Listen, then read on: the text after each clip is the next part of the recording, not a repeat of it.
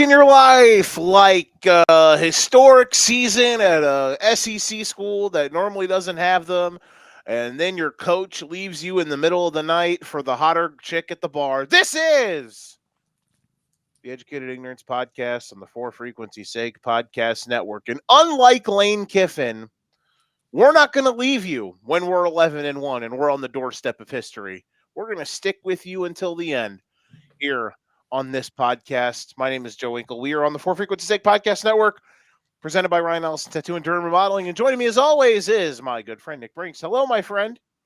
Back in your life like me, 5 days away from home, and my cat hasn't left my side since I got home. Your cat's been like, bro. We missed you. No one's now given you're us back in my life. No one's given us milk for a week. We don't or give whatever. cats milk, Joe. We I give thought them that water. was the thing. That was the No, joke. it clogs them up, makes them very constipated. It's a myth. Oh. So you're saying that cats are lactose intolerant? Basically, yeah. Well, that's boring. So no milk for her. All those milk stories I've heard are fake then, and now I'm sad. Not that I'm not a cat guy. I'm just saying, like, look, think of all these cats that have talked about how much they enjoy milk. Now I'm thinking of all the cats that have been getting milk, and now they're all clogged up. I know. So it either clogs them up or makes them messy. I can't remember, but to an extent, they can handle it maybe, but not a lot. Well, here we are talking about cats and poor coaching decisions. Anywho, with all that being said, how was your Thanksgiving, my friend? It was good. Got to enjoy time at my parents and my in-laws for the last 5 days, and got home and couldn't even park in the driveway. Had to get the snowblower out before we could put the car in the garage. But that was fun. Got back to about 9 inches of snow. Yeah, luck. Yeah, we got about that. I forgot you didn't get home till today, so you had to do it all at once. Luckily for me, we have a neighbor. Our neighbor is a king, and he's got a little thing on a mower, and we just got the alley with the garage, so he kind of just moves all that out of the way. Me and Nicole park in the garage, 2 cars, woota woota, Bob's your Buddha, and then all I had to do was kind of shovel the path from the back deck to the drive or to the and I did it about 4 different times. I had to go out and shovel like every few hours, make sure that there was some path, and we were good. So there you go. It wasn't that bad, Can't complain about that then. Dog got to roll around in the snow. That was fun. I was hoping that one of my neighbors saw that our driveway was full and our house was empty, and I'm going to be a nice neighbor and do that. They've done it before and just didn't pan out. So I got her done when I got home with my snowblower. So what you're saying is, your neighbors don't like you that much. Or they said, I scooped his driveway before and I'm not going to do it again. That's fair. I didn't mean to put your neighbors on blast like that. So that's right. I got 2 of them that they've got the mowers with the blade and they just like to have fun out in the snow. But I wasn't going to argue. I wasn't going to complain. I don't expect it, but I was hoping that maybe, just maybe, I'd get lucky. Sometimes we all just need to get lucky. And but sometimes that's all right. I've got Smarties now, so I'm good. Bro, Smarties rip. They're 10 out of 10. I literally ate an entire bag to myself for Halloween because I'm fat and I'm going to die. Got my bag of the kids' candy that I went through and picked out my favorites. From a month ago? Yep. You're out here. You are going to die today. A lot of Smarties in there. We got some Three Musketeers and we've got some Milky Way. Oh, I've still got a bag from last year that I haven't finished. Ha! Attaboy. As long as it's not rock hard, it's golden. 9 inches, garages. Rock hard. Hard. We're out here. Take a shot for every bad innuendo we make. Since Restream is terrible, I can't read our good friend Daniel from Gotham Gambling's comment on my Facebook page. He says, "What is this quote-unquote garage you speak of?" And Danny, my answer to that is, don't worry about it. Don't ask questions that you don't want the answer to. Or if you do want the answer to them, email us at for frequency's sake qc@gmail.com and ask us what the garage is. Or speaking of, email us at 4fantasy or is it 4frequency? It might be 4fantasy sake. Email us at 4fantasy sake qc@gmail.com and tell us what your breakfast order is. We're just gonna keep pumping that until someone gives us something moderately decent. All right, enough bull jiving. We clearly, like, the people that are gonna be here, the people that are gonna tune into this, they're here for one thing, right? They're clearly here for one thing. They're here to hear us talk about the Jets win over the Falcons in one of the greatest games of all time. Nick Folk, 56 yards for the win. No, they were here to hear. They're here to hear me talk about your number one seed in the NFC, the Chicago Bears. Just like we all drew it up. Just like we all drew it up. Danny literally just texted me. Breakfast order is a 9-inch. I shouldn't repeat this. Anonymous person at Gambling emailed us and said, breakfast order is a 9-inch sausage that I eat in a garage. That is hilarious. That is funny. And Marcus and the Broncos just won. No way. Oh, I was gonna say he almost made a play on that. Go Broncos or whatever. Fuck them. Okay, we're here. So that game's over. We're here to not a flag. Is that a defensive hold? No way. You're kidding. It's in the secondary. Uh-oh. Oh, God. And I shut it off. Ertz is saying that way. Oh, let's go. Land Clark out here making this about him. All right, let's seriously talk about this, though. Obviously, what a difference a year makes. 365 days from the day, literally from the day that,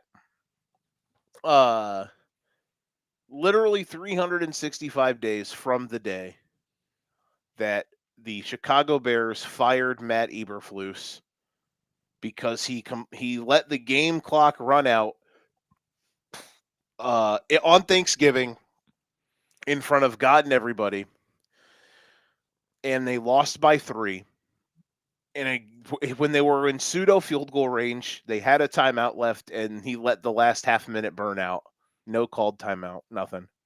They fire him the next day in the middle of a 10-game losing skid that was literally hell on earth.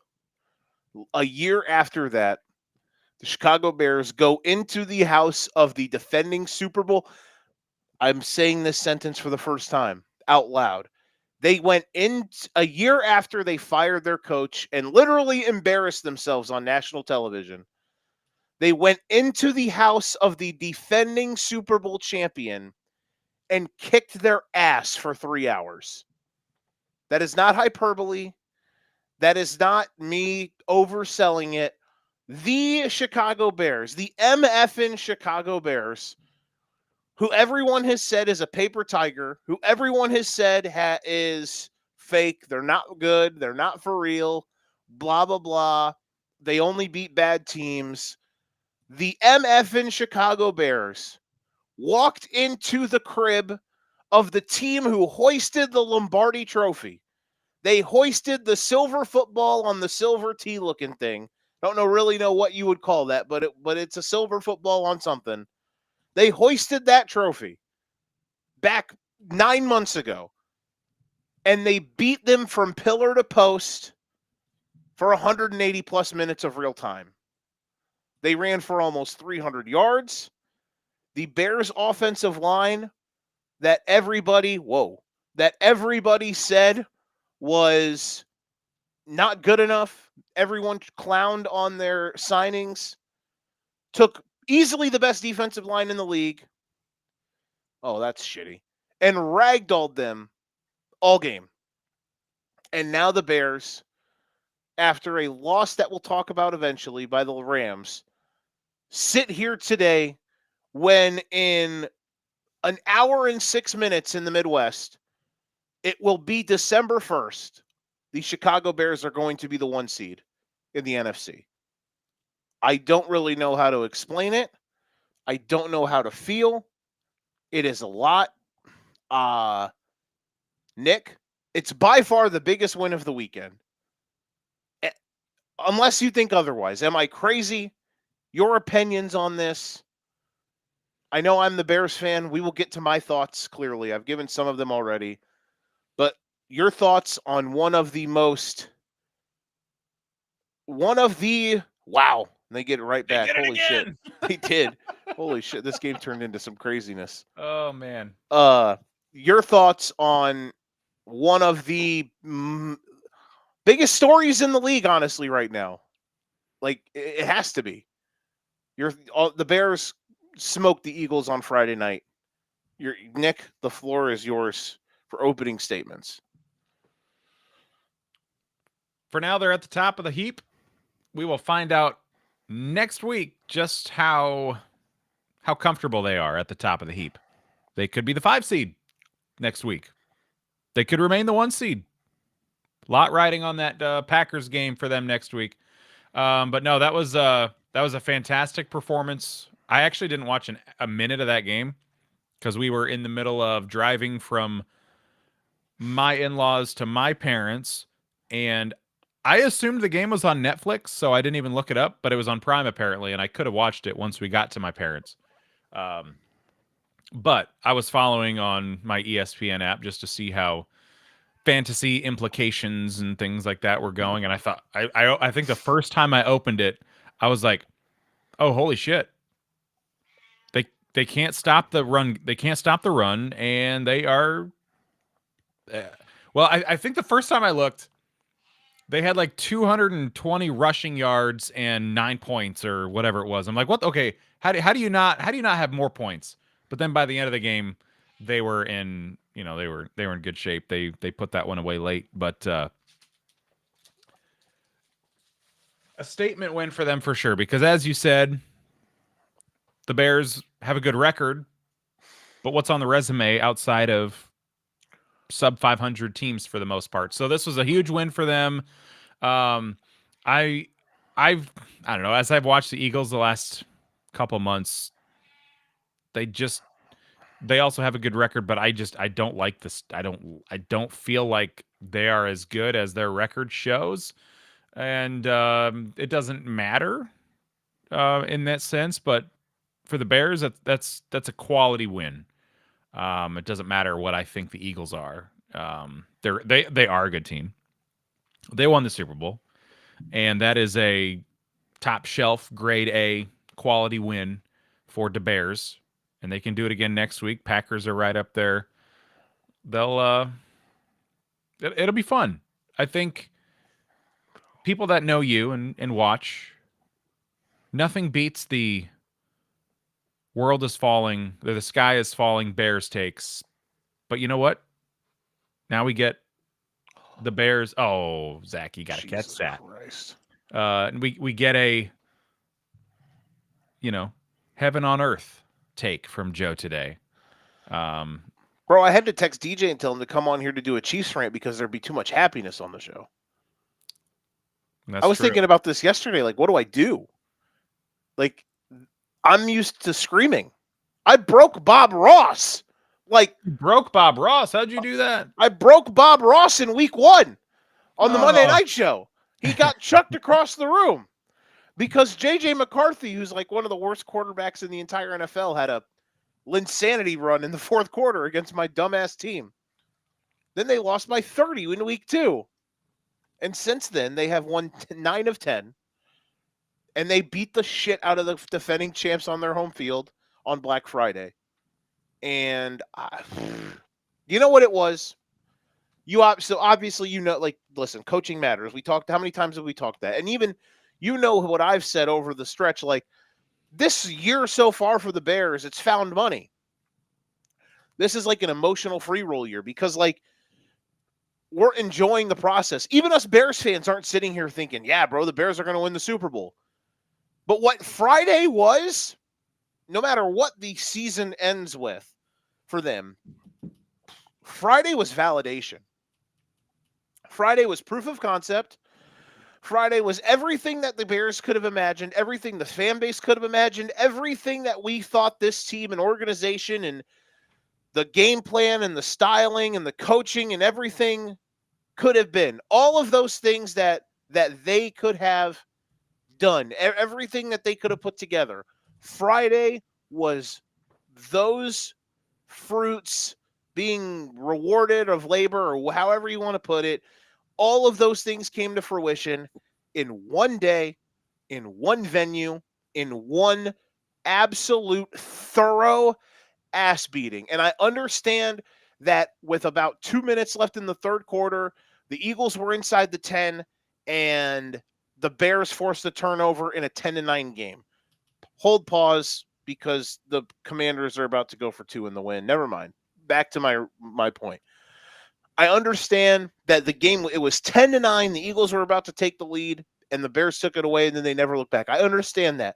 But if you just go and look at the raw numbers, the data, the whatever you want to call it, and I know I'm not you know me, I'm the first to shit on box score people, but the proof's in the pudding. They doubled them up in plays. They doubled them up in first downs. The time of possession was 40-20. They ran for almost 300 yards. They had two running backs over 100 yards. I think it was 130 and 125 on 40 attempts. The offensive line absolutely caved in what, in my opinion, is by far the best defensive line in the league, especially since they acquired Jalen Phillips from our Aqua Boys, the Miami Dolphins, with Phillips and Graham coming back and Jalen Carter as the Commanders. Oh, Benito knocked it away. Broncos win. Good for them. Oh, whatever. That would have been cool if they would have lost. Nick Benito might win Defensive Player of the Year, honestly. Put that in the resume jar. Although, actually, I lied. Myles Garrett's going to break the sack record. He's going to win DPOY on a team that wins 4 games. Anywho. Friday was proof of concept of everything that the Bears want to be, of everything that the Bears are right now, of everything that this team can do in the future. It was clever schematics, even though it might not look like it. The way they set their stuff up, everything they did had a rhyme and a reason.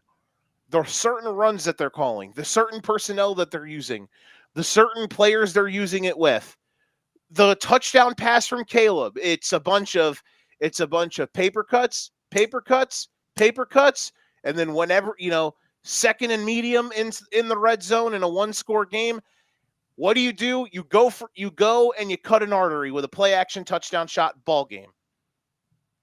It was proof of concept that everything that they have done up to now is correct. And look, like I said, man, I don't know what this team is going to do. They could lose next week. It's in Green Bay. The Green Bay is a roller coaster, but they're a good team. I won't change my opinion on the Packers at all, but they're a solid team. But this Bears team is legit as fuck, and this shit's coming down the track for a long time, man, because there's qualms about certain people and whatnot. But at the end of the day, the GM has his warts. Yes, he does. But he hired the right head coach, and that head coach has the loudest voice in the organization. For the first time in my life, this dumbass team, the Chicago Bears, are smart. They have the right people. For the first time ever, the Chicago Bears are letting the football minds run the football team. Put that on a fucking quote sheet. Put that on a graphic. Put that on whatever. DJ, cut this into a TikTok. The reason for the success right now for the Bears, the reason for all the stuff that they've done, the reason for what this season is, and the reason why it will continue to succeed is because for the first time ever in my life, the Chicago Bears are letting the football minds run the football team. And I don't know how better to put it. Holy shit, man. What a coach. what a team, and honestly, at this point, what an organization, because they have not missed a step literally for a year. They fired Eberflus when would it have been better to do it at a different time? Probably. But we're here now, and they have made every correct step. Like the draft class this year, like we talked about certain things, give it time. Holy shit, what a draft class. The guy who started at left tackle the last couple weeks, Colston Loveland. Hey, guess that guy wasn't the wrong pick, was it? Kyle Monangai, the guy who ran for 130 yards. They got him in the 7th round. Yeah. It's I can't believe it, man. I can't believe this is where we're at. Now, like I said, they have Poles as a GM in itself has warts, but look at what they did in free agency, man. Look at what they did in free agency. The interior of the O-line, they reshaped it because Ben Johnson's not a dumbass. You know what Ben Johnson is, Nick? He's a football guy. And do you know what? He's a football guy. He's a football mind. And do you know what Ryan Poles said? I'm going to let this guy run the football team. They go get Jonah Jackson. He's been amazing. He's had ups and downs, but he's been incredible. They go get Drew Dolman. People were like, he's an average center at best. Had an amazing year. The Bears haven't had a center like him in 20 years. They go get Joe Thuney, literally one of the greatest players at his position of all time. Literally one of the greatest interior offensive linemen in the history of the NFL. And dumbass nerds online were like, Thuney's washed and blah, blah, blah. They were all pissy because he got beat up in the Super Bowl because he had to play tackle because the Chiefs were running a CFL unit up front during the Super Bowl against the Eagles. Well, guess what? The Bears signed or traded for Joe Thuney. You know who wishes they had Joe Thuney right now? The fucking Kansas City Chiefs do. He's literally I can't believe it, one of the greatest players in the history of the fucking league. Like, no ifs, buts, or fucking coconuts. And everyone tried to tell me all offseason, oh, Thuney's washed, bad move. The Bears literally currently employ 2 all-pro level offensive linemen. Him and Darnell Wright. Oh, by the way, they trade pick 9. Jalen Carter goes 9. Who's a good player? Great player, even. Darnell Wright is they draft him at 10. Who won that fucking battle on Friday night? I don't fucking know. The guy wearing the Bears jersey. That's fucking who. Wright and Thuney are all pros. Holy fucking shit, bro. What a difference a year makes. It's unbelievable. It's literally unbelievable. And I will say this too. I've never been so fucking happy in my life to be wrong about somebody than I am about DeAndre Swift. What a fucking 2.5 month stretch of what a 2.5 month period of life that he was literally unplayable after week 2. The first 2 weeks of the season, he was literally there was no worse running team in the NFL. And again, it's been a split. It all goes together, man. The O-line has to be great, and whoever you're handing the ball off to has to do it well too. And I have to give it up, dude. Swift has been fantastic. Monangai, there were other running backs that I wanted, and I was curious at the time, like, why didn't they draft this guy? Why didn't they draft this guy? When they did draft Monangai, I was like, I liked him in college a lot. He's a 7th rounder. I hope he gets a chance. And it's been a fucking home run. And the two of them together work so well because Monangai can just get downhill. Swift can be used in a bunch of different ways. And like I said, for Swift, I'm so happy to be so wrong about somebody because I was so fucking out on that guy. And he has come full circle in so many ways. And it's not even just the offense. The defense played the best game they played all season on Friday. And I know that the Eagles offense right now is a fucking disaster, but the Bears defense was incredible. Hey, guess what? Do you know what's important to have? Your entire starting cornerback room that's been hurt all season. Having those guys back is important.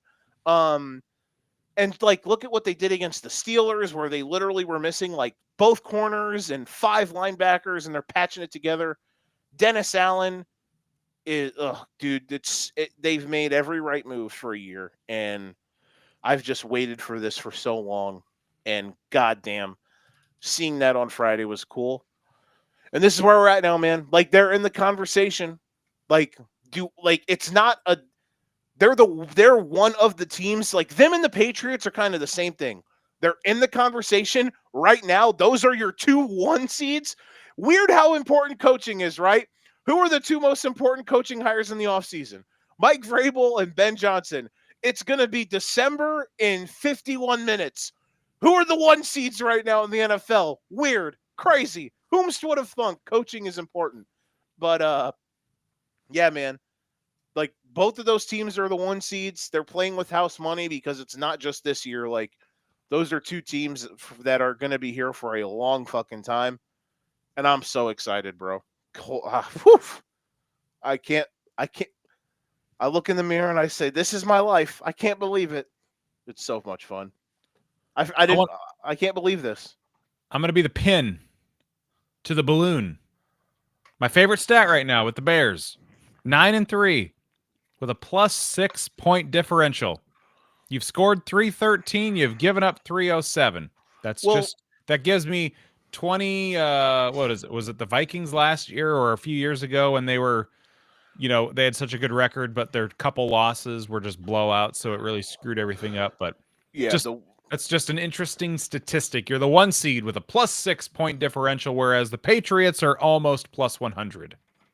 Losing week 2 by 31 definitely does not help in that aspect. Yeah. And then I think they lost by 3, 31, and 14. But hey, I'd rather win. I'd win. I'm fine winning close games rather than losing them. It's not a bad thing. Yeah, I mean, listen, again, I'm not going to sit here and tell you that the Bears are in the Super Bowl. Like, I'm not telling you that the Bears are a Super Bowl like contender. Well, okay, let me rephrase that. I'm not sitting here telling you they're going to win the Super Bowl. And really, up until now, I've never been like, oh, they're a Super Bowl contender. But I think when you did what you did on Friday, like, that's not fluky. And you know what travels, or, the cliches, do you know what fucking travels when it's going to be, if the Bears host playoff games, do you know what's going to work when teams have to go play in Soldier Field and the wind is 30 miles an hour and it's 10 degrees outside? The game plan of Ben Johnson and that O-line, they're going to keep smashing the button that says run through a motherfucker's face. That's going to work in January. So, listen, you're not incorrect. And I don't want to sit here I'm not sitting here saying the Bears, I'm not pounding my chest saying Bears best team. Yeah. But they're absolutely legit and they're in the mix. They are in the mix. Right now, the way the NFL is, do you know what you can do, Nick? You can open up the bag of teams that are good to really good, because I don't think there's a great team, but there's about 8 to 10 teams that are good to really good. And you can go in there and circle them around, and you can pull out a fistful and throw them at the wall and be like, those are the teams that are going to be great, and those are the teams that are going to be in the Super Bowl. And then another week, you can take them down and you can get in there and mix the bag up and you can throw it at another wall, and it can be an entirely different set of teams and be like, those are the teams this week that are going to win the Super Bowl. It's a hodgepodge right now. I'm just saying, when you're digging around in that bag for all those teams, the Chicago Bears right now, in my opinion, are in that bag.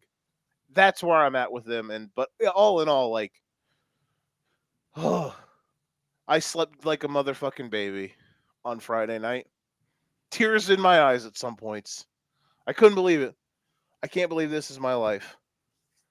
What a fucking time to be alive. Before today, I felt like there was maybe one team that was above everybody, and that was the Rams. And then today happened. Yeah, it shows. So yeah, they're back in the bag. Yep, they're in the bag. You can't fly too close to the sun in this league. Yeah, man. I love it. What a time. What a time to be alive. Packers twice, Browns, Niners, Lions to end the season. Packers 2 out of the next 3 weeks. They go to Lambeau on Sunday. The biggest Green Bay Chicago regular season game in goddamn, like 12 years maybe. Whatever the year it was where the division title was on the line in the last week of the season. The Chris Conte died game and Aaron Rodgers just floated it up to Cobb. That game was in Chicago. That was the last regular season Bears-Packers game that I can remember that was going to be as big as the one next Sunday in Lambeau. Going to be fun, and also not good for my heart, but it's going to be fun. Can't wait. Cannot wait. I feel like we have to stay on the Thursday and Friday games because all of those games were madly important. We'll talk about Sunday here in a bit. There's a couple that I want to touch on from Sunday, including the one that involved that team you were talking about that lost. That's probably one of the few we'll get to, but let's go to Thanksgiving. Which one of those games do you want to dive into first?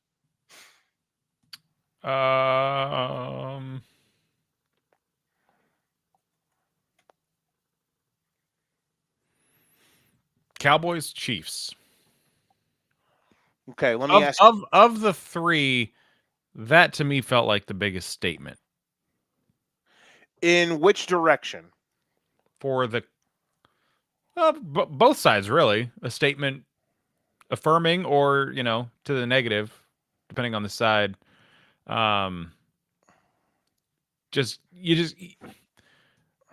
Chiefs were what, 6-5, and you're like, all right, you gotta have a get right game, and it didn't happen.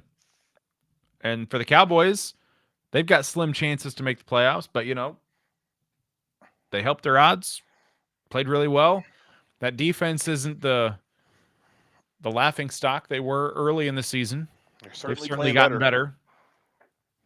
That Quinnen Williams guy's not bad. He's a good player. What a week for Jerry Jones, huh? Let me ask you this question. What is more likely, in your opinion? The Dallas Cowboys run down the Eagles and win the division, or the Chiefs miss the playoffs?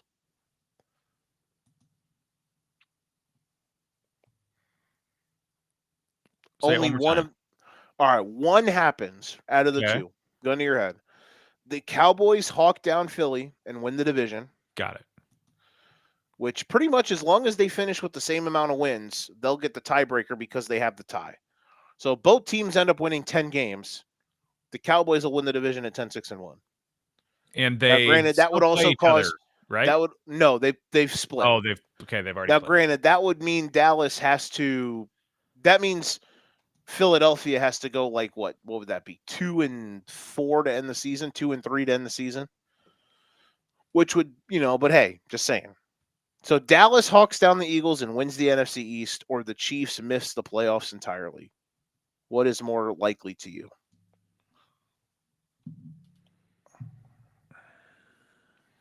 So last week it was just Chiefs winning the Super Bowl or missing. I said missing was more likely. Oh, I guess this is another week, another Kansas City theoretical. Yeah, I'm just out here spitting them. Because we're at the point now where these have to be conversations, especially that these are legitimate conversations to have. They might miss the playoffs. Chiefs get the Texans, Chargers, and Broncos 3 of their next 5. They also get the Raiders and the Titans.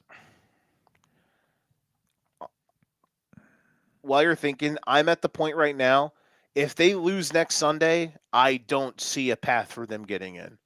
There's just too many teams that'll own a head-to-head tiebreaker over them to pass that have beaten them. Literally, the Jags, the Texans, the Bills, the Chargers, depending on how the second game between them goes, they wouldn't win the division. I mean, they're 4 games back for the division right now, and the Broncos won the first game head-to-head.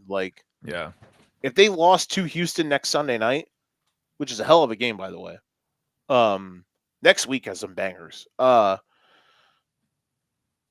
If Houston beats them next Sunday, I think the Chiefs are. There's just no path that I can imagine. Even if they ran the table and went 10-7, I don't think that would be enough to get in because there's too many teams in front of them that will have the tiebreaker. They have to win next Sunday. That's where I'm at. So what do you think? Were you going to agree with me? Or were you going to say Dallas? So more likely Cowboys win the division or Chiefs miss the playoffs? Uh-huh.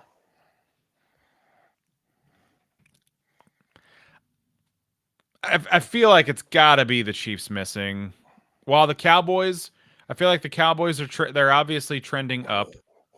Eagles are probably stagnant to down, in my opinion.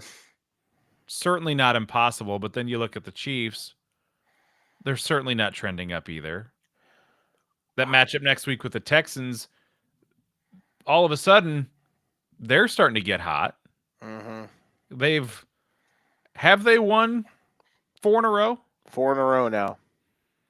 And they're that now a game defense, bit. that defense just continues to haunt the dreams of opposing offenses. Their defense is sick.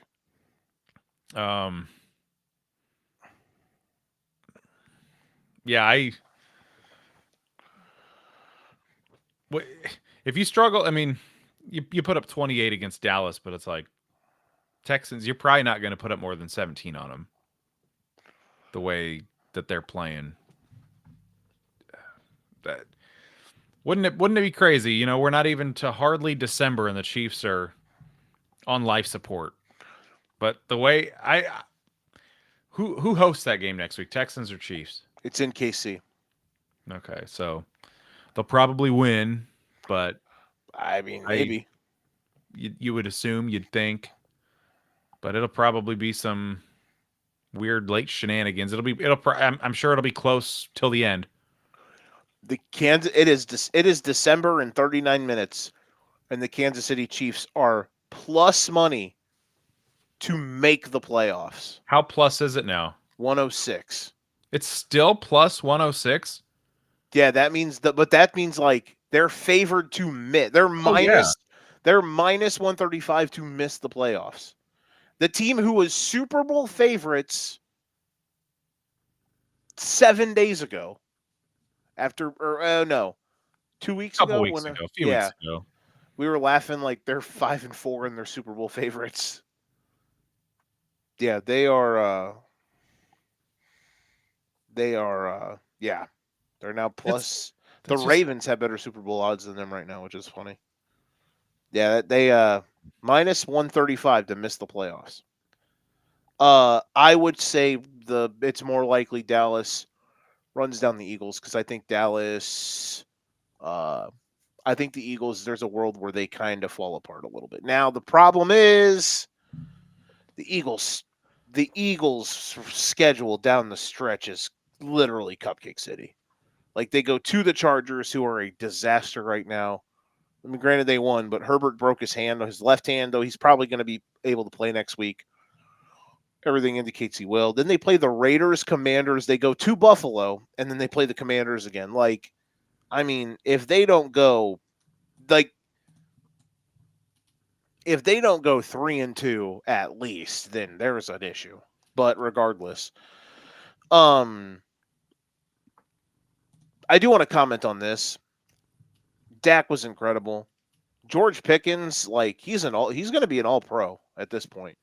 He's been fantastic. I also want to say this, man. I mentioned how good Jerry's been. Like maybe Jerry actually cooked. Now, granted, the Micah trade, you could have done that a lot better. Regardless, I feel like he's done well. The Quinnen Williams move was good. When it happened at first, I was like, I thought people were ragdolling it. I'm like, it's not bad. It's not a bad move. The Logan Wilson move, he was good on Thursday. So I just wanted to point that out. And let me point out for the Chiefs, they have more good players than just Mahomes, so it's not an LA Charger situation. But I'll tell you what, man, when I watch them, like they are borderline LA Chargers, where it's like the only good thing they do is employ the quarterback they have. You know what I mean? Like, remember when I would say that about the Chargers? Like, the only thing they do well is employ Justin Herbert. Well, right now, the only thing that the Chiefs do really well is employ Patrick Mahomes. Because outside of that, it's not a whole lot of great stuff. And, yeah, man. Tough. What a time. If the Steelers weren't horrendous, the Ravens, Bills, and Chiefs all would have been not in the playoffs right now. But the Steelers suck ass, so the Bills beat them pretty easily in the second half. But regardless, the Chiefs and the Ravens. Well, no, the Ravens are back in because again, the Steelers suck ass. So fuck you, Pittsburgh, for ruining our day. They had probably the quotes of the day in press conferences. Oh, boo way performance. That was funny. What a disaster. Speaking of Thursday in the AFC North, Woo. ladies and gentlemen, Nick Brinks, I have to tell you something. I think you crossed off I think you crossed off the Bengals too early, my friend. I think we did. How? Because all of a sudden, they're only 2 games out of the division. And they play the they play the Ravens. They get one again. of them right away. They play the Ravens again. They get the Bills this week, which is huge. Their schedule, man. All right. Let's say they go into Buffalo and win, which won't be easy, but I mean, hey, would you be shocked? I wouldn't. Because I don't think the Bills are great, and the Bengals, like, their offense is good, and the Bills' defense is terrible. Then they get the Ravens at home. Let's say, hypothetically, they won both of those games, and they were 6-8. They end their season with at Dolphins, Cardinals at home, Browns at home. It's not like impossible that this team runs the table. There have been way crazier now that they things. have Burrow back, yeah. There have been way crazier things that have happened than this team. And hey, you know what? Listen, was the defense great on Thursday? Did they feast off turnovers and Isaiah Likely being a dumbass? Yes. But isn't it crazy, Nick? Isn't it absolutely insane? Who would have thunk that when, one of the best quarterbacks alive comes back, the defense plays with a little bit of pep in their step? Whomst would have thunk? Who would have imagined that? It's crazy thing happening in front of us. Who would have imagined? Fucking crazy people. So yeah, they balled. The Ravens looked like shit. Lamar was mid. He can't move.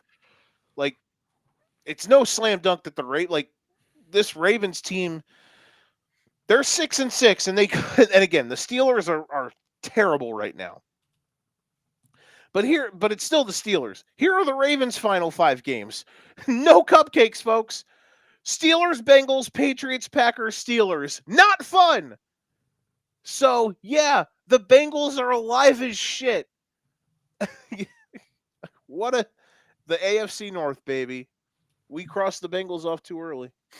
Joe Burrow is back, and it was how much fun did you have watching that? Because I had a blast watching him deal. He wasn't amazing, but it was fun to watch him do his thing, I would have had a lot more fun if Derrick Henry could have gotten me 20 more rushing yards. That would have made for a much more profitable Thursday. Had a parlay going for the slate, and that's I came up short. So that was I was bummed about that. But no, I was excited to see Burrow back in action. He was rusty to start, but I'd say he got to cooking in the second half. And yeah, football's more fun when Joe Burrow's on the field. He's just kind of a throwback guy. He's not the mobile quarterback. He's more he's like a Dan Marino type. Just pocket guy. And yeah. I'm happy he's back. Pocket guy, big pockets. I'm looking up their odds now. I want to see how where they're at here. Plus 820. Wow. Hey, man. There are worse bets you can make. Like me putting in my group chat on Monday night, let's all bet the Falcons to win the NFC South. LOL. That was a dumb idea. Thursday. Well, like I said a few weeks ago, I put $6 on the Dolphins to make the playoffs at 80-1. And they've won a couple games since then. They've just got no help. They're still 3 games back. They needed somebody ahead of them, one of those wild card teams, to falter today. I mean, the Colts technically did, so they're kind of trending in the wrong direction. But the Chargers, the Bills, Jags were in that mix too. If only they were too good a days. If only they were in the AFC North, they'd be a game back of the division. I know. Wouldn't that be something? Because they're 5-7 now, right? That is correct. Jesus, what a dumbass team. Hey, you know what though? Look, I mean, today they didn't look great, but They look fine for the first they did. 30 minutes. They haven't quit on their coach, man. It means that I was right about McDaniel. They shouldn't fire him. They got But rid. They Tua got has done nothing to excite anybody. that. I bet the coach, not the quarterback. So yeah, Bengals, good win. Packers beating the. How happy was the wife on Thursday? Did she They what? were all we all watched it at their house. Her So parents' you were house. with Yes, you I were was with with her them. And, family, right? yep, they were more than happy. And they're all Packers fans. They are. Yep. Did the food taste a little bit better because they won? Like they put a little bit extra love into it because the Packers got it done. Well, we were eating while the game was going on, so they didn't know it Okay. while it was getting cooked. If it was for supper, yeah, but we ate it. We ate it for lunch. But because they were winning, the vibes at the table were better. Everyone was Sure, yeah. upbeat. Everyone's Yeah. chest was out Yeah. because Jordan Love threw some baller ass hero balls to Dontavian Wicks. Exactly. Your thoughts on the Packers beating the Lions?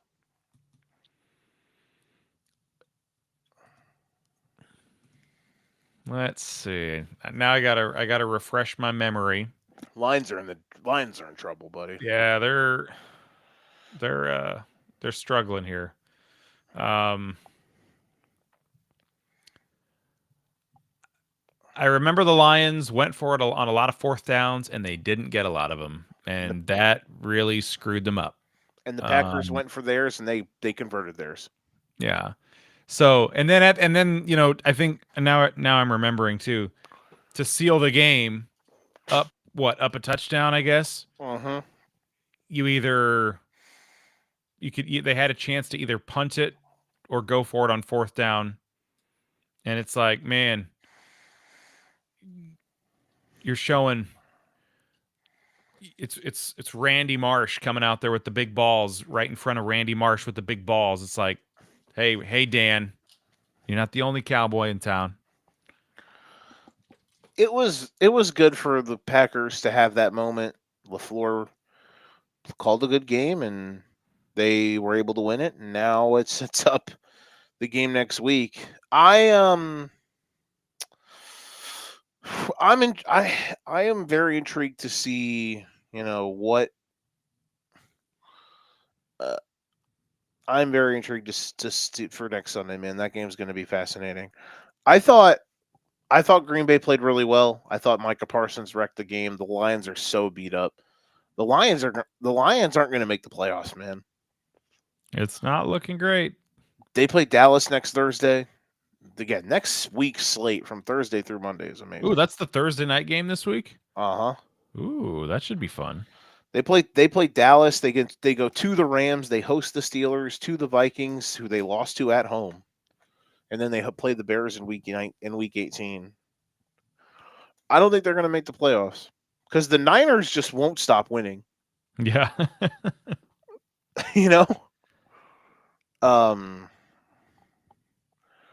And the Bears. Let me look here.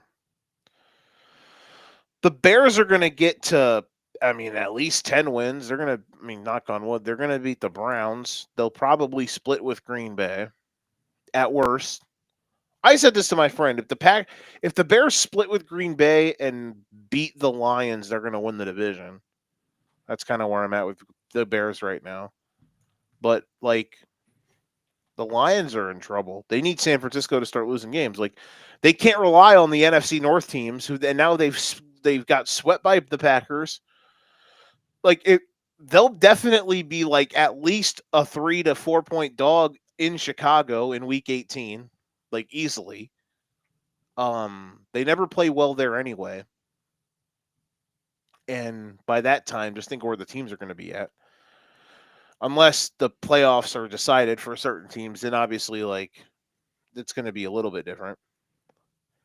But regardless, yeah, man, not good for them. Not good for them at all. All right, let's get to Sunday before we get to guess the lines. By far the win of the day has to be the Panthers beating the Rams. It's why the Bears are the current 1 seed. The Rams, first time they trailed since week 6. This was their first loss since the game against who they lose to last. Was it the Niners game? It was. They started 2-2. Oh, how about that? They started 2-2. They won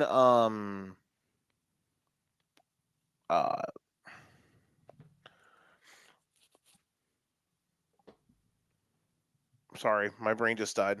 They started off 2-2. My bad. 3-2. They rattled off 6 straight. The last time they trailed in a game was forever ago. And Panthers got it done. We talk about the winners first here most of the time. So let's do that. Let me ask you this about the Carolina Panthers. Are they the most Jekyll and Hyde team? And I mentioned this. They have to be the most Jekyll and Hyde team you've ever seen in your life, right? Like they are either They're right up there. They're no team swings in both directions further and wider than the Carolina Panthers this season. Going into today, I believe the Rams were Super Bowl favorites. Is that right? They still are. Okay, they are. So yeah, you get the real Panthers quick by beating... a pretty good. Sorry to interrupt you, but let me double check. By a pretty good margin too. Like that didn't change today. Okay. They are. Yeah, they're plus 480 to win the Super Bowl, and the next best team is plus 900. Jesus. So they're still pretty hefty favorites to win the Super Bowl. So yeah, the Panthers doing that today, wild. They whooped the Falcons 30-0 that 1 week, and then they lost to the Saints, 17-7 if I remember right. So, and if I believe I even saw that they don't win 2 in a row ever. They win 1, they lose. So they're basically giving you A plus, D minus, A plus, D minus, A plus, D minus, back-to-back weeks. They're alternating wins and losses, and it's just wild because you're right. Against really shitty teams, they lose to. Against really good teams, well, yeah, we'll beat them. I mean, they beat the Packers and they beat the Rams. It's not impossible that those could be the 1 and the 2 seed in the NFC at some point. Certainly not impossible. But and then here you are. You beat them both. Now, you mentioned different things that the Rams had going for them that came to an end today. And the biggest reason, the biggest culprit, the turnovers. They turned it over a lot today. Stafford was not good. Had probably his worst day of the season. Hadn't thrown an interception in 28 touchdowns straight or whatever it was. He broke that record. I think the number was actually 280 touchdowns straight. And then he had an interception and a pick 6 in the first half. And then they were playing catch up at that point, pretty much. And then they still had a chance late. I don't actually know what happened. So they were down 3, and I was watching Fantasy Cast, and I'm like, all right, because I had Rams minus 4.5 in a parlay, so I was invested a little bit. I'm like, all right, cool. Kick the field goal, go to overtime, get it there. But did Stafford fumble? They never got a kickoff. So what happened? They're I need a refresher. They're on the doorstep of the red zone. They get a delay a game, and then on obvious field goal range. And then at the 21-22, and then on 3rd and 10, Derek Brown just blows the play up, strip sack. They return it to midfield almost, and then they force them. So the Rams never get it to kick off, and then they run it twice. Rams burn their timeouts, and on 3rd down, I think it was 3rd down. Was it 3rd down or 4th down? Yeah, 3rd and 5. Bryce completes one over the middle to end the game. So the Rams never got it back. Yeah. So impressive as shit by Carolina, man. again, we're not going to sit here and tell you the Carolina Panthers are a contender, but they're a playoff contender. Like they're technically, are they still technically not division leaders? I was gonna say, so they are what, half a game back of the Bucks? Yeah, technically yes, because they have an extra game played and it's a loss, but their bye is next week, so it'll finally be even. Got it. So yeah, that's now I don't know how their schedules match up. Do they play each other at all, or have they already played twice? No, they still play each other twice. The Bucks and the Panthers do? Uh-huh. Oh shit! Damn. So yeah, that would obviously be the path for the Panthers because I don't see any way where they get a wild card. If they have a good enough record for the wild card, they're just going to win the division. Yeah, you're half a game back of the division, Yeah. but you're 2 games back of the wild card. So Yeah, no, yeah. but yeah, I forgot that they were that close to the division. So Yeah, barring the Niners or the Bears or the Packers just collapsing, the only way I see any of these other ancillary teams getting in is like winning the division. That's why I think the Lions are in trouble unless something happens.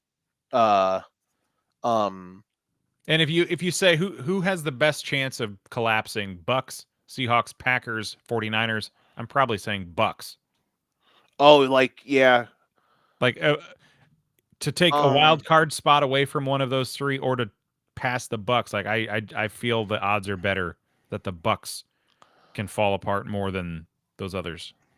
I know they only won 20-17 today against an Arizona Cardinals team that's kind of meh, but I mean, listen, Jacoby Brissett's been playing his fucking ass off since he became the starter for the Cardinals. The Bucks, it was nice to see Bucky Irving back. I mean, thank God.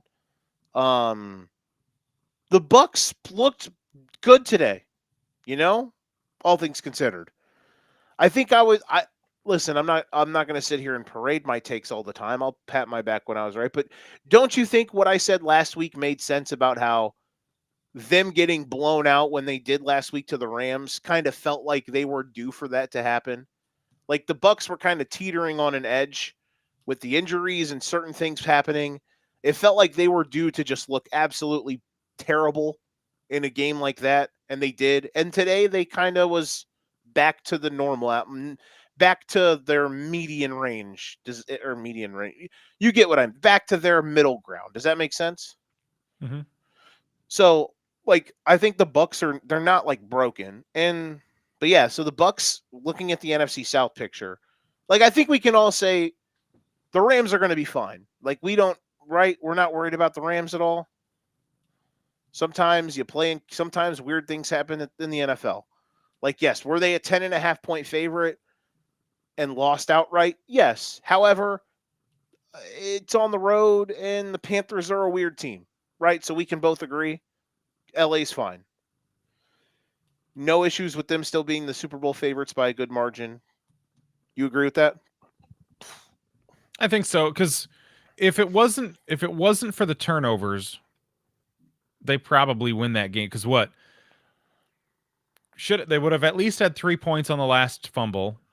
They gave up it was a pick 6, and then weren't they in field goal range on the first turnover too? So I mean, I think so.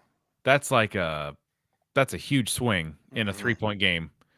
You take all 3 of those out, and you just give them field goals, or take the 7 off the board for the Panthers. I mean, you might be looking at Rams right around that 10 to 13 mark. Now, did Stafford's MVP odds take a hit today? He was negative odds last week, wasn't he?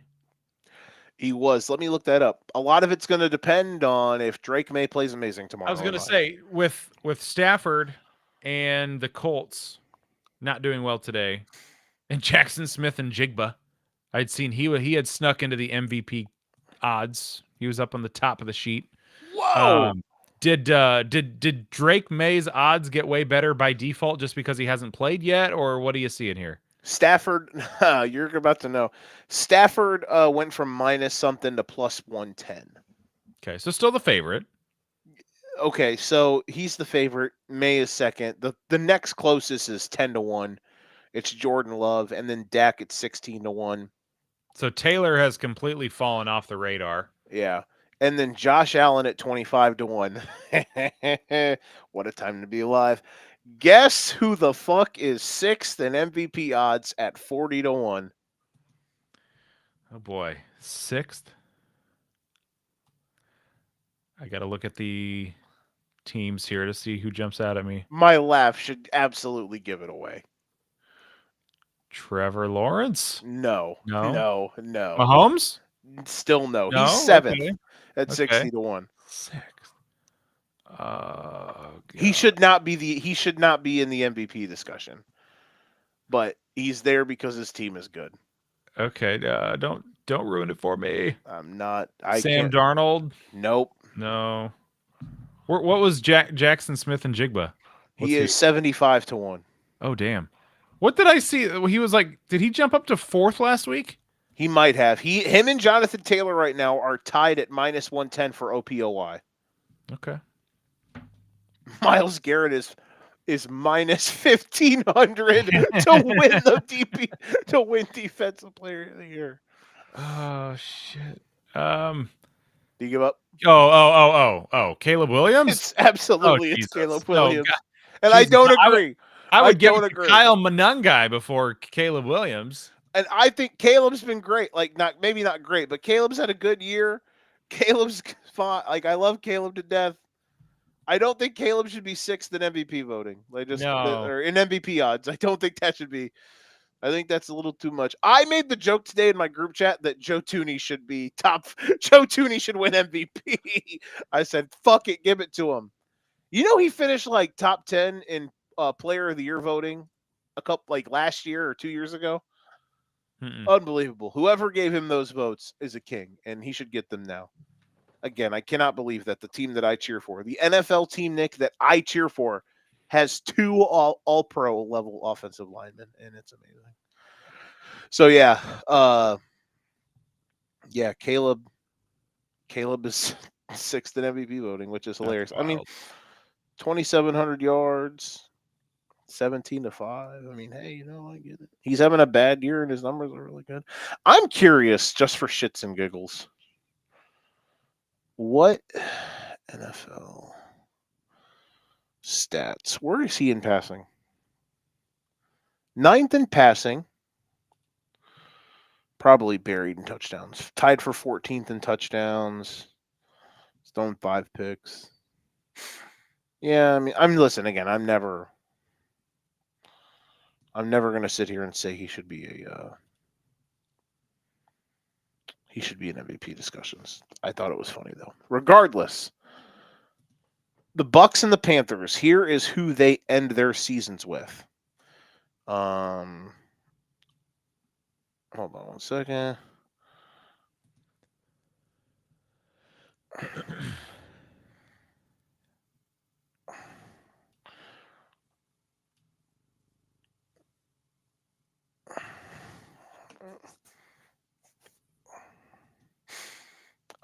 Let me do this. Here is.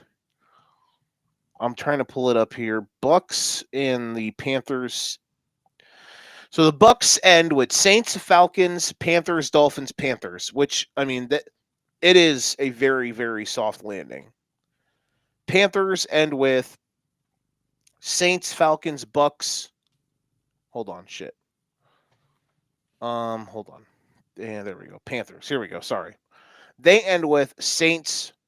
Oh yeah, bye week, and they have 4 games left.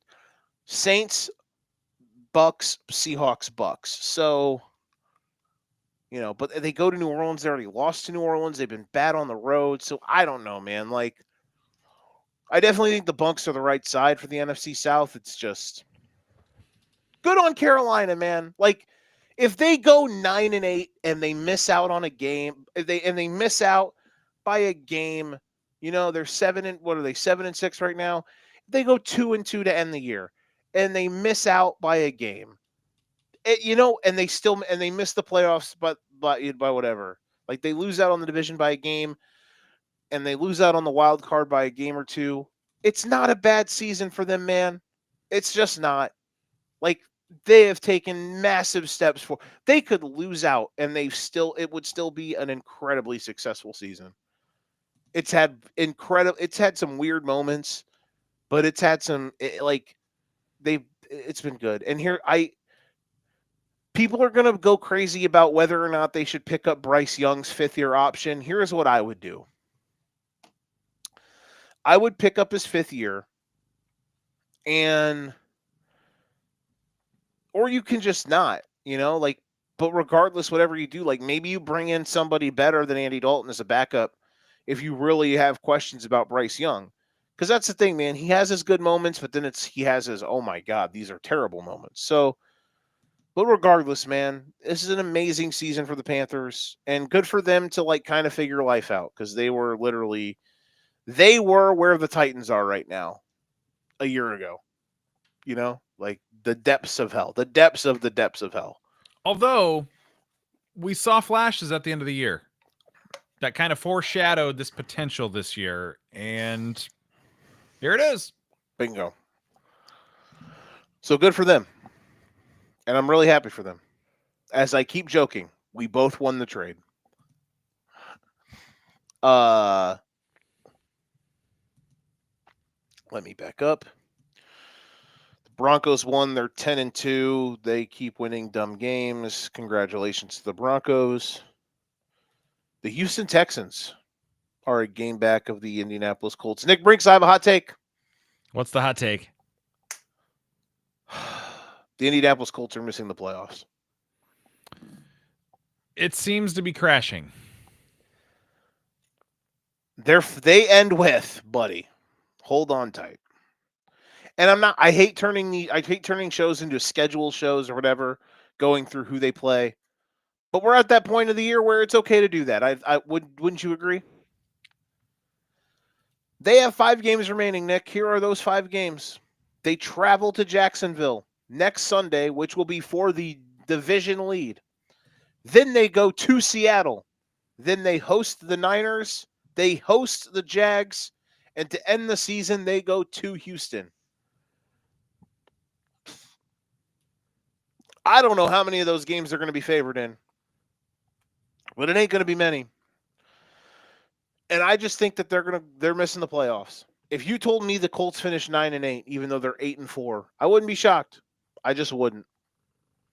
And the way that Chiefs game ended, and then today was, I felt like that was, in my opinion, as long as Houston could stay out of their own way, which they really struggle to do sometimes, especially on offense, I felt like they would be able to win, and they did. Yeah, that game last week for the Colts, when you were up 20-9, I think it was, and you blew it. Mm-hmm. That might be the difference in the wheels coming off and coasting to a division title. Right now, it's not looking great in Indianapolis. Daniel Jones, he didn't play terribly today, but he clearly isn't moving right. Whether or not he actually has a fractured bone in his leg or not, he is not playing well. Made some good throws, but not great. It's not in a good spot, folks. The Indianapolis Colts are not in a good spot. Let me see here. Any other Sunday games that were really, we mentioned the Bills one. The Bills are hilarious, but it would have been way funnier to talk about them if they would have lost today, which for about an hour and a half there, I thought, oh, they're going to lose. And they're going to lose 12-7 or some shit. But nope, they ended up blowing the doors off the Steelers in the second half. Outside of that, nothing too crazy happened today. Anything else that you really caught anything else that you really popped your cherry? And do you want to talk about Max Brosmer? I was just gonna say, Seattle sleepwalked. Yeah, sleepwalked. What's past tense of sleepwalking? They were sleeping and walking at the same time. And they won 26-0. that was just that kind of day. Offense didn't have to do a whole lot. JSN was invisible, and the Vikings were god awful today. And I just saw the replay of the 4th down pick 6 before we went on. That was some good stuff, buddy. They were right in the game too until he did that. That was insanity. Because like Minnesota's defensive game plan was pretty good. Basically, I'm guessing they wanted to just completely shut down Jackson. They definitely did that, but it was also like on basically every no doubter passing situation. They brought the crib, the whole crib, and nothing but the crib. And the Seahawks could not sort out their blitz protections the entire first half. But the game got to a point where Brosmer, like the Vikings are going to continue to throw you the football every play. Are we at the point where the Vikings have gotten let's sit here and do a thought exercise. Jordan Rangel, for the love of God, cover your ears. Have the Minnesota Vikings gotten the worst quarterback play in the National Football League in 2025? Say it one more time. Okay. Again, Jordan Rangel, cover the Jordan, put the kids to bed, cover your ears. Have the Minnesota Vikings in the year of our Lord 2025 gotten the worst quarterback play in the National Football League?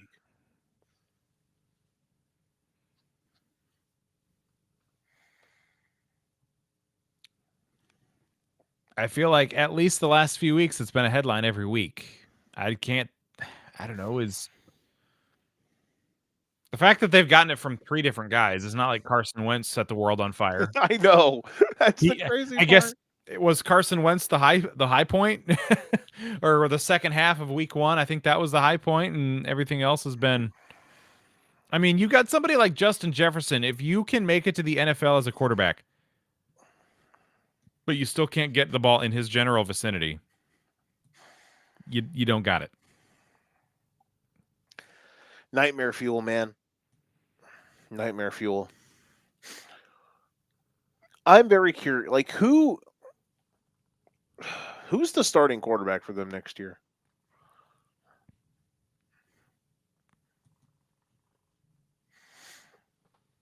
Somebody that's not on the roster.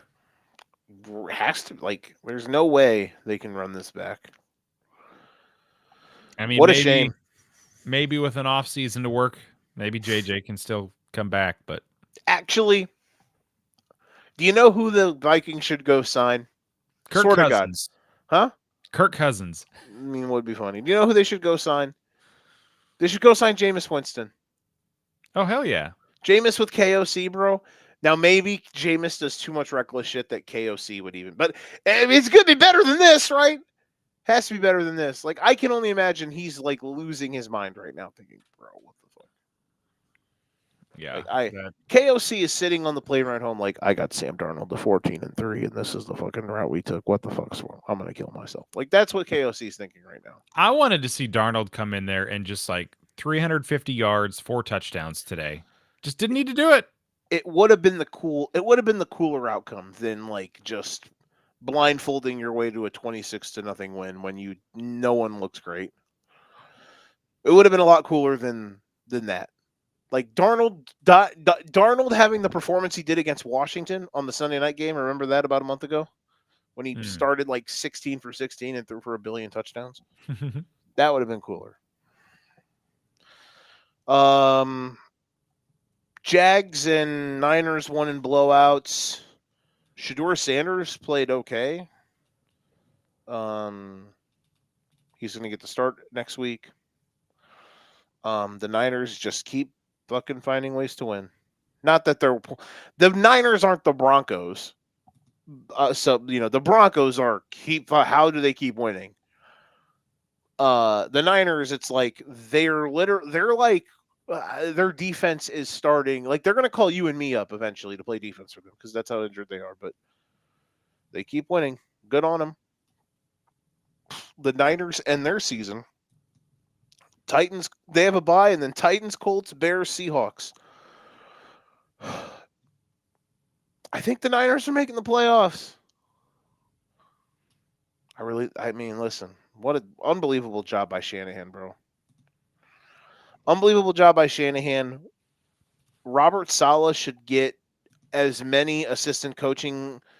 I don't know if he's should win like the coordinator of the year award, the assistant coach of the year award, but the fact that he's literally taken a mash unit on defense and gotten them to this far is so impressive.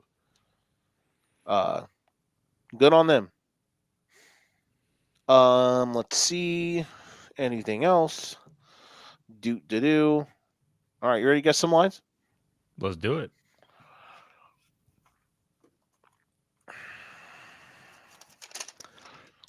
Dominant win from your boy last week. For like the last month, I got to it's- get my head in the game. For some reason, I feel like I didn't do great on these today. Oh, great. Just what I need to hear before I go 2-14. I know. I get it. I accidentally play mind tricks. All right. Let's start off Thursday night. Or bye weeks, by the way. Final week with buys. Panthers, Giants, Patriots, 49ers. All on a bye. Patriots and Niners play tomorrow. That should be a fun game. They're Giants. Patriots and Giants play tomorrow. Yes, sorry. My apologies. Thursday night. Very important game. Should be a very fun game. Dallas at Detroit. Give me Lions 4.5. Oh, wow. We tied. I said 4.5 as well. It is 3. Okay. 3.5 was the other thing, my other thought. But I went 4.5. I should have done it. I'm shocked by that because, like, it basically is telling us that the Lions and the Cowboys are power rated equally. Or just ever so slightly Detroit. Yeah. If it's 2.5. Yeah, you're right. 2 inches. Yeah. Sunday S tier. I mean, come on. What game? Who would I be? And who would your cat? Your cat even knows what games is in the Sunday S tier. Even though this week is a bunch of bangers. I mean, there are 3 games in Happy Cat Dance, for fuck's sake. Bears, Packers. But Bears, Packers is the Sunday S tier, and I don't think it's close. Considering the winner of this game is going to leave the 1 seed and control their own destiny to have that. Bears at Packers in Lambeau. Sunday S tier. I will take Green Bay.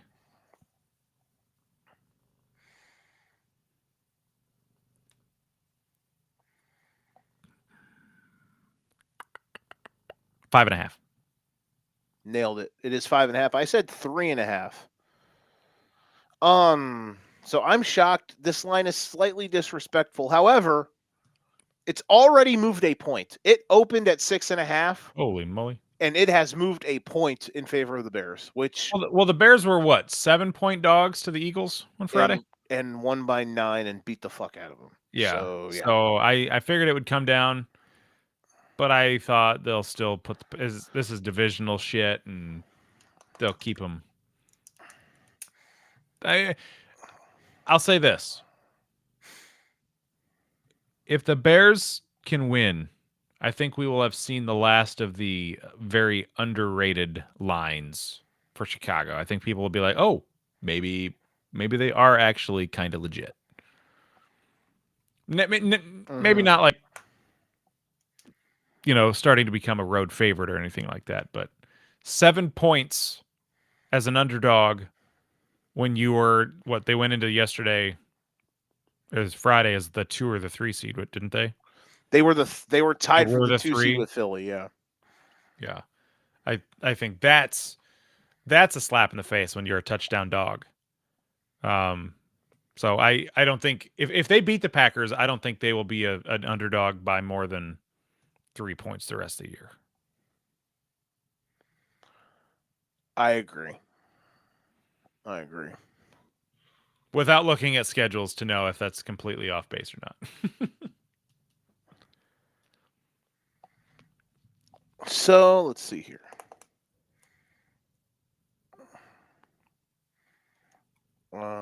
Give me 1 second.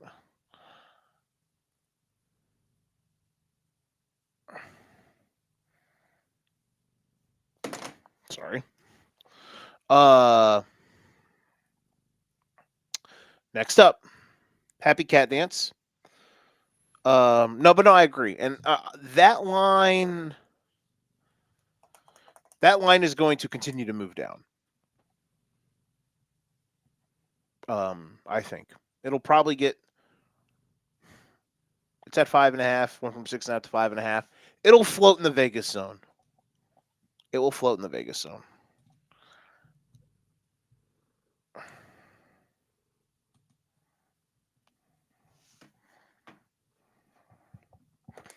All right, next up.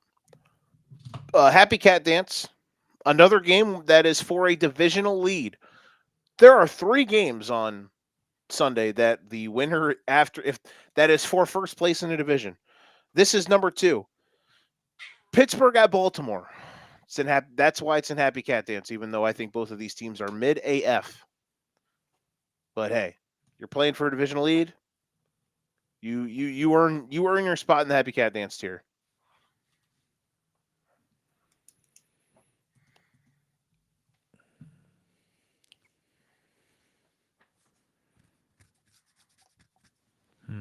Who's home again? It's in Baltimore. Sorry, in Baltimore. Okay. Yeah, this one could be interesting.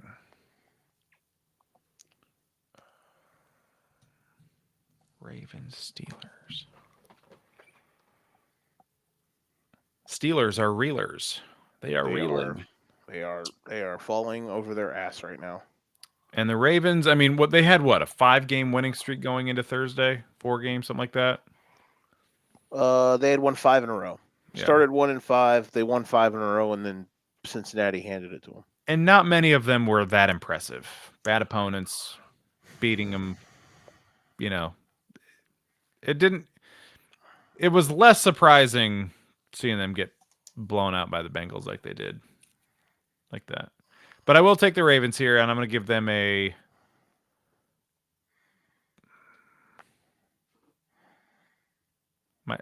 5.5. Okay, I just think the Steelers have too much negative mojo right now, overall.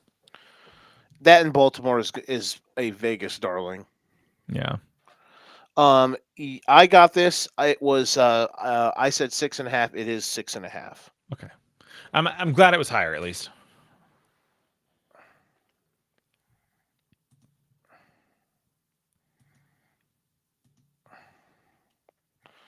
Let's see here. Okay. Next up, Indianapolis at Jacksonville. Happy Cat Dance. Bob. I don't know. The Baltimore Pittsburgh. Last thing I was gonna say is like I don't know. It is. Like I said, both teams are mid, but you're right. The Steelers are falling off really fast. But man, Lamar just does not look good.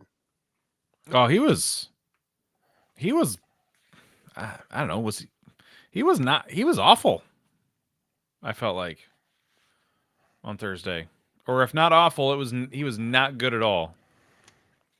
Left a lot to be desired. Yeah. It's been weird. All right. Moving on. The third game that is for a division lead. Jacksonville at home against the Indianapolis Colts.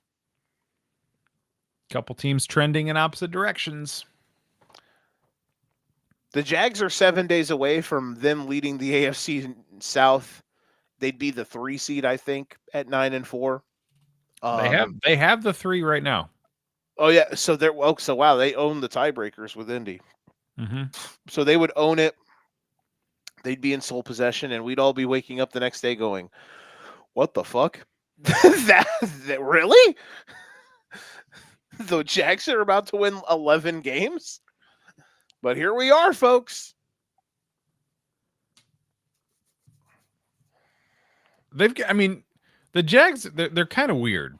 They've got quality wins over the Chargers and the Chiefs this year.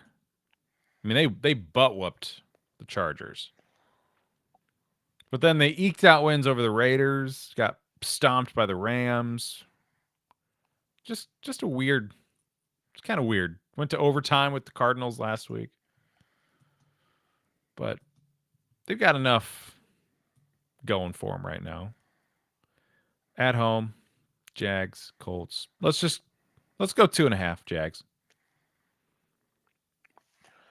I'm just going to give them the home treatment. I was on the same path that you were. I said 1.5 Jags. The old tic-tac zone. It's in the tic-tac zone, 1.5 calories. But it's the opposite direction. It is Colts, 1.5. Interesting. That line's going to move. That line will flip. I think my pick will be right by Sunday. I think it will go from Colts tic-tac to Jags tic-tac. That we'll learn a lot about the Colts next week. Can you stop the bleeding?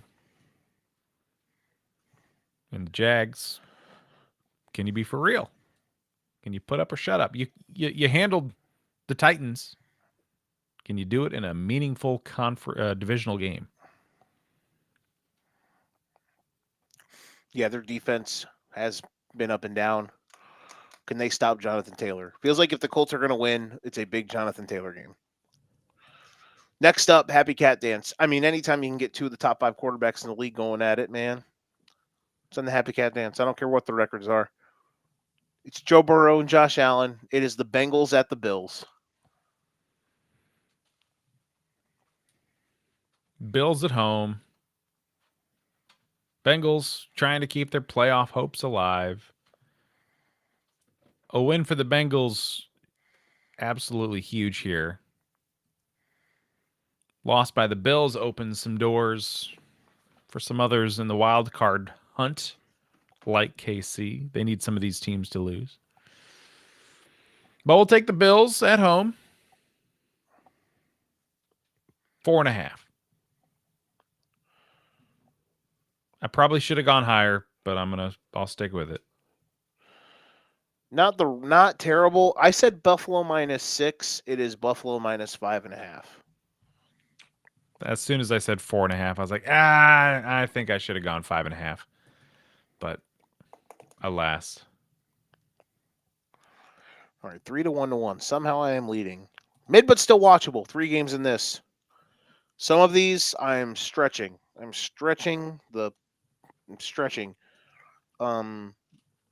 Basically the mid but still watchable category every week is going to turn into like, does your team have playoff hopes? Are you is this a must win for you to stay alive in the hunt category?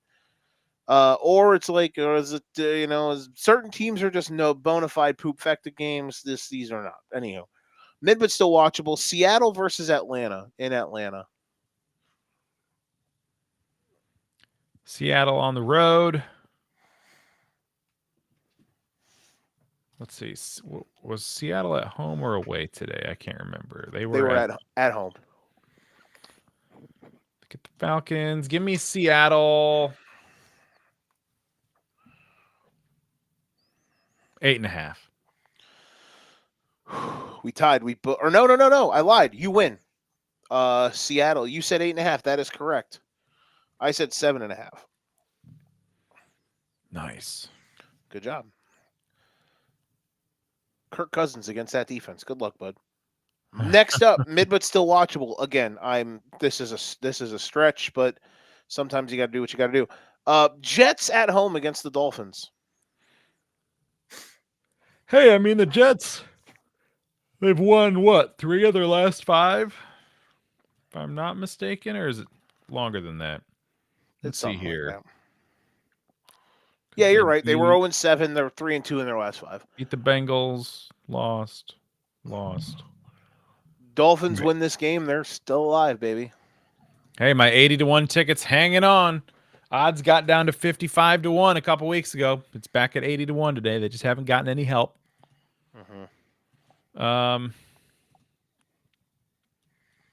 So Jets really don't have anything to play for, but the Dolphins do. Let's go Miami on the road. Probably going to win it by like 2 after leading by 2 or 3 touchdowns in the first half. But we'll take Miami on the road as a...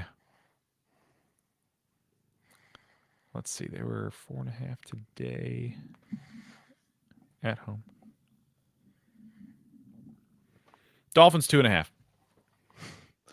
They'll 4.5 today on the road. Carry the 1. Divide the 2 factor. You're correct. It is 2.5. We tied. We both said 2.5. It's in the Sheen zone. Men. 2.5. Men. Manly men. Woo-hoo-hoo. Midwest still watchable. Rams at Cardinals. Shout out to Jacoby Brissett. Not getting wins, but playing respectable football. He's getting stats, bro. He's out here pumping them numbers up. That's all that matters. Fuck yeah, right. Getting people paid. Okay, Rams on the road. Divisional game. They were a 10.5 point favorite-ish today. Fucked it all to hell. I'm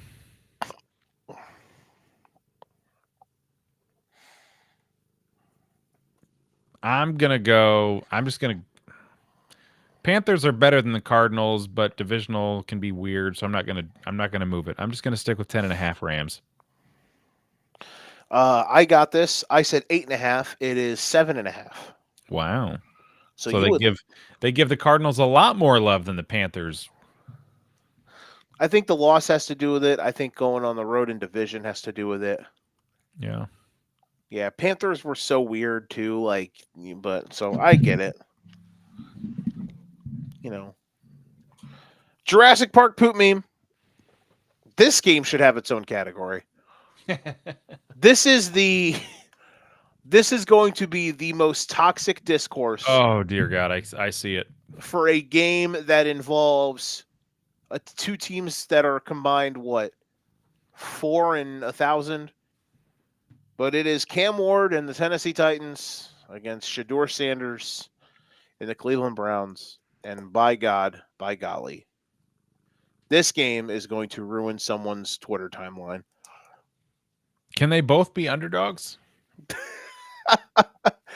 Oh man! So you're saying what your guess is? Television shows that clickbait television shows minus 7.5. Yeah, that's your spread. So the Browns, man, this has to be the Browns' biggest spread of the year in terms of being a favorite, if I had to guess. Their defense is still good. They did give up a decent amount to the 49ers today, but they held them in check for the first half. Offense couldn't do shit in the second half. Titans can't do shit on either side. Titans can't do nothing, period. So Browns at home. We're going to go... There might not be a lower total in a game dear God. That's true. We're going to get Iowa Hawkeye 2023 numbers here in this one. It's close. I'm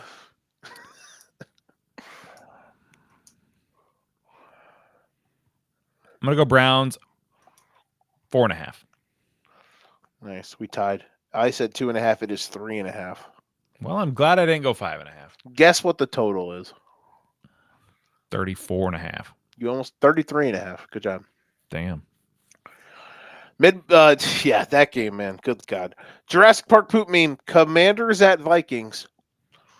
Could be Marcus Mariota versus Max Brosmer. Hey, at least Mariota was Mariota. good today. Wait, what was it? Mariota? Mariota, he was chucking that bitch, bro. Good for him. They definitely made an effort to pronounce his name differently today. No, he played his ass off today. He did everything he could, man. And he had that dude in the end zone for the 2-point conversion absolutely wide open. It was a hell of a play by Benito. Yeah. Saved the game for him. Benito has to be second in DPOY voting, right? He is not. He's fourth. What a shame. I'm gonna go Commanders 1.5 on the road. Wow. Some say you're cheating. You nailed it. I said Minnesota 2.5. That shows that I don't know ball clearly. Yeah, I power rated the Commanders higher just because they're punchy. Vikings they look like a lost cause right now. No, yeah, you nailed it. That's exactly the spread, 1.5. So it is Nice. 2 I ties. feel like this is my best week for picking actual spreads in weeks. 5-3-2. Okay. Hey, 3 Call it wins. Well, I think that's more than I got all of last week. You're clawing back. Down 2 with 4 to go. Next up, Saints at Bucks. Tyler Shucky Ducky. Chris Olave. Almost led the comeback. They tanked that game on purpose, bro. You cannot tell me otherwise. They had it in the bag. Olave drops it right in his lap, and then they decide to, with a half minute to go, down 4, and they didn't have a timeout left to fucking run a tush push. They tanked it. They were like, we actually don't score. Like, there's no way, bro. That was corruption. Good for the Dolphins, but that was corruption. A very unconventional way to get to 21 today. 21-17 in the weirdest way possible. Yeah.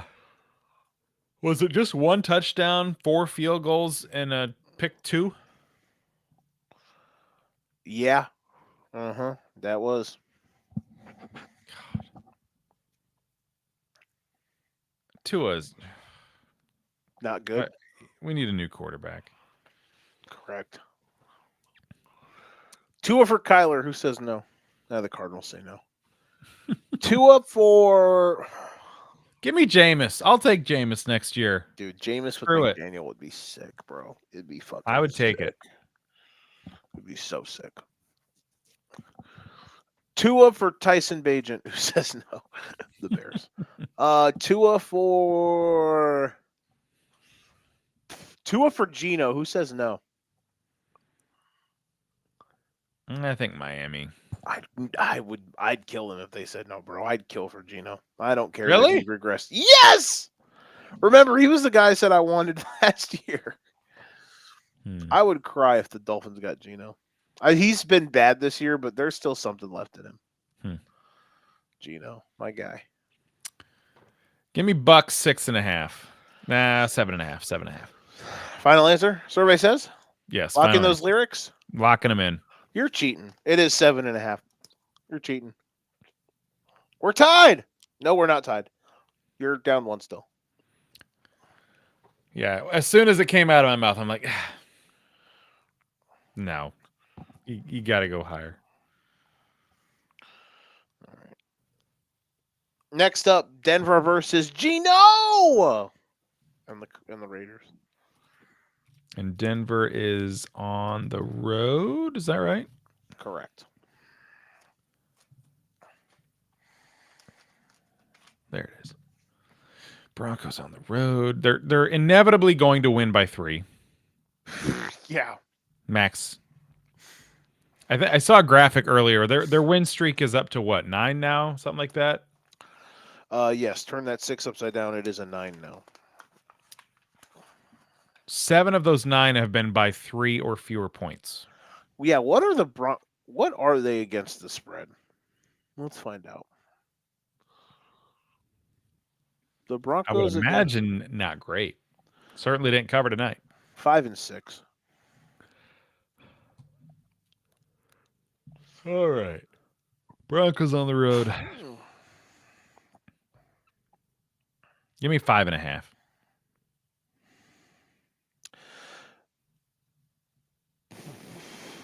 The Bears are 8-3-1 against the spread. You said 5.5. You said 5.5. Mm-hmm. Okay, thanks for that one. Where'd it go?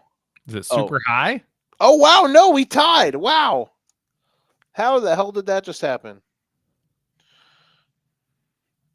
It is. You said 5.5. I said 9.5. What? That's funny. Off by 4, and we have to split it. It's 7.5. Good job. Nice. I suck just enough. Yeah, exactly. Okay. Sunday night. It's not loser leaves town because the Texans can still win the AFC South, but it is kind of loser leaves town for the Chiefs. So our first, and to happen in prime time with Chris Collinsworth on the broadcast, that would be fantastic. Now here's a guy his wife is thicker than she was 6 years ago because she doesn't look anorexic anymore, but they're not making the playoffs this year, Mike. I'm sorry. Now here's a guy. Half loser leaves town match. Texans at Chiefs Sunday night. Can't wait. I feel like if you're the Texans too, it's like you said, not necessarily loser leaves town for them, but you've got a chance to take this 4-game winning streak, and if you beat Kansas City, you're up to 5. Like you're on a heater. Got to keep it rolling. So that's it. Chiefs at home. Yeah, if they go in and win, it's the meme where the girl takes like the drink of the soda and she goes, "Huh," and then goes, Yeah, like, that would be the Texans. Yeah. But I will take Kansas City and 3.5. Yeah, you fucking got it. I said 5.5. It is 3.5. Even Vegas is no longer giving KC juice. Still kind of surprised that, the Texans still have a better record. This record-wise, 6-6 hosting a 7-5. That seems like a classic 2.5 for the home team. So I did give the Chiefs an extra point. Yeah, but one is the team that's gone to every Super Bowl for the last 1 billion years, and they've won 3 of them, and the other is the Houston Texans. That's valid. All right. It's been a long time since I have been relevant going into the last game. It's been a long time since it's literally been winner take all. But here we go. Showdown time, Monday night. Eagles, Chargers. Do they have the same record now? Both teams? Holy fuck. Are the Eagles still one yes, ahead? They're both 8-4. 8-4, okay. It's a long-ass road trip on a Monday night for the Eagles.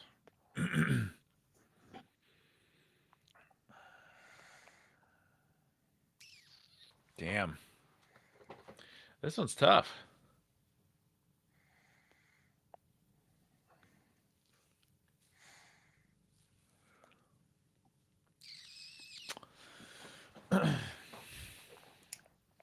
Eagles, Chargers. I'll go tic-tac here, and I guess Eagles 1.5.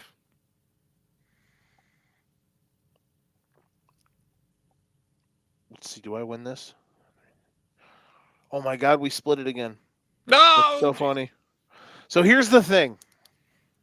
So the reason I made a weird face is because I saw the line on ESPN, right? but we Okay. use FanDuel's lines for these. Like we Oh, yeah. know, we obviously have known this. I scroll the FanDuel app Okay. for all the lines. Yeah. It's hilarious that this is how we tie. So you said 1.5, right? Mm-hmm. It is it is Philly 1.5 on ESPN bet. However, I said 4.5, and on FanDuel it's 3. So it's funny that we tie this. I don't know how that's a thing. Holy shit. I know. I gotta look that up to confirm. Swear to God. ESPN bet right now, Philly minus 1.5. Now, yeah, Philly minus 1.5. On FanDuel, Philly minus 3. So yeah, Are I- they like are the odds the same? 115, 105, and 120 and Like even. they didn't sneak an alternate line on the page or something? No, they're pretty close. Eagles -3, -120. And then on FanDuel. Oh, maybe the way that I have it on ESPN is not correct. Plus, ESPN bet's not even a thing anymore, so I don't even know why that shows there. Yeah, I'm seeing -3 on both. Okay, that's weird. Regardless, So which one what were you seeing where again? on the ESPN app, Uh-huh. where it would have like the old ESPN bet things, Yeah. it says Eagles minus 1.5, Interesting. which I always go off the FanDuel lines anyway. So those are Oh, yeah. those are Yeah. irrelevant. Huh. So, Well, yeah, but it's 3. I'm seeing -3 for the Eagles on ESPN. But yeah, I think at like 2 a.m. it's transitioning to the score. I just saw it pop up. Regardless, You said 4.5 Eagles? I said 4.5, and we tied. Nice. So, You know what? I'll take it. have we ever been so bad? I haven't come close to sniffing a tie in weeks. So, yeah. Ties like kissing your sister.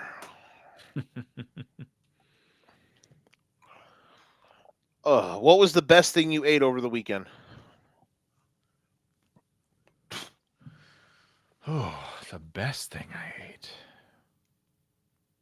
I mean, I ate a shit ton of pumpkin pie.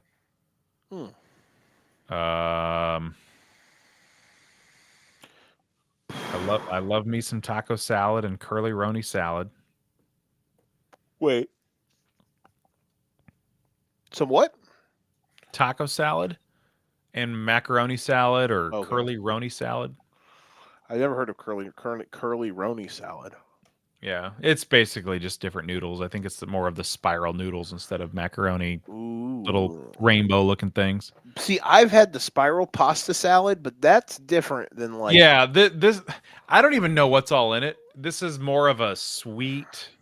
It's like there's some little carrot chunks and little pepper chunks, and then I don't even know what sauce is in it, but it's not the pasta salad with like the little pepperonis or whatever in it. It's not that kind of pasta salad.